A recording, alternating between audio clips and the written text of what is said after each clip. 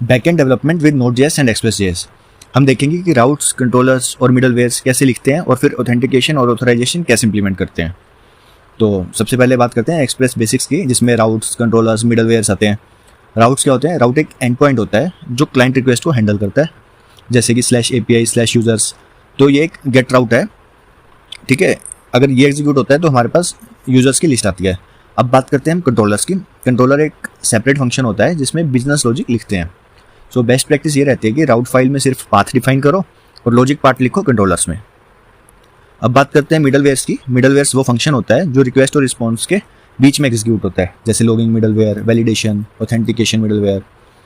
अब बात करते हैं हम ऑथेंटिकेशन एंड ऑथराइजेशन की। सो ऑथेंटिकेशन मीन्स यूज़र को वेरीफाई करना, यूज़र कौन है ये चेक करना। यूजुअली हम यूज़र नेम और पासवर्ड से हम ऑथेंटिकेट करते हैं, ठीक है। इसको हम बोलते हैं बेसिक ओथ, ठीक है। अगर यूज़र नेम पासवर्ड सही है तो यूज़र ऑथेंटिकेट हो जाएगा, नहीं तो रिजेक्ट हो जाएगा। और सक्सेसफुल लॉगिन के बाद हम जेसॉन वेब टोकन या सेशन जनरेट करते हैं, ठीक है, JWT जनरेट करते हैं। सो जैसे यूज़र ने /login पे रिक्वेस्ट भेजा, ठीक है, तो सर्वर क्रीडेंशियल्स को चेक करेगा। अगर सही है क्रीडेंशियल्स तो JWT टोकन जनरेट करके यूज़र को भेजेगा। अगली रिक्वेस्ट में यूज़र ये टोकन भेजता है to server as a proof, ठीक है, वैलिडेशंस के लिए।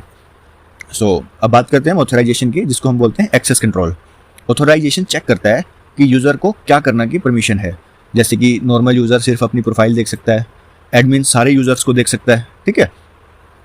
तो अब बात करते हैं बेस्ट प्रैक्टिसेस की, कि हमें क्या प्रैक्टिसेस फॉलो करनी चाहिए, जैसे राउट्स, कंट्रोलर्स एंड मिडलवेयर्स, ठीक है। ऐसे इनके एक प्रॉपर फाइल्स बनानी चाहिए ताकि कोड हमारा मॉड्यूलर बन सके।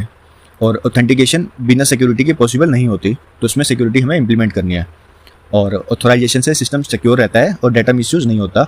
सभी यूज़र्स के लिए अलग अलग रोल्स होंगे कि कौन यूज़र है, कौन एडमिन है, ठीक है। और जो भी हमारे पासवर्ड्स हैं ऑलवेज उनको हैश करो, ठीक है। इसके लिए बिगक्रिप्ट लाइब्रेरी का यूज़ करो। और टोकन्स जो भी हमारे होंगे उनको सिक्योर जगह स्टोर करो, जैसे हमें JWT टोकन मिलेगा उसको सिक्योरली स्टोर करो हमारे स्टोरेज में। और तो हमने अभी तक देखा है कि हम कैसे Node.js और Express के बैकएंड में राउट्स, कंट्रोलर्स और मिडलवेयर्स कैसे यूज़ करते हैं। साथ ही ऑथेंटिकेशन और ऑथराइजेशन इंप्लीमेंट करना भी सीखा है हमने, ठीक है।